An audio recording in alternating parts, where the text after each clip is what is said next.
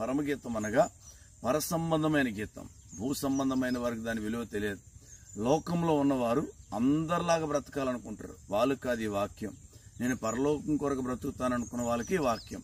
Praise Lord. ఇక్కడ రాయబడుతుంది, రాజకుమార పుత్రిక నీ పాదరక్షలతో నువ్వు ఎంత అందముగా నడుచున్నావు. రాజు దేవాతి దేవుడు, కుమారుడు యేసు ప్రభువు. కుమారుని యొక్క రక్తం పంచుకొని పుట్టిన సంఘమే రాజకుమార పుత్రిక. అలాగున యేసు ప్రభువు వారి యొక్క రక్తంలో కడగబడి ప్రతి పాపము కడుక్కొని సాక్ష్యం కాపాడుకుంటూ దేవుని ఎదుట, సంఘం ఎదుట, సేవకుని ఎదుట, సర్వ సమాజం ఎదుట యథార్థంగా జీవిస్తున్నటువంటి జీవితం, లేక పరలోకానికి సిద్ధపడుతున్నటువంటి సంఘమే రాజకుమార పుత్రిక.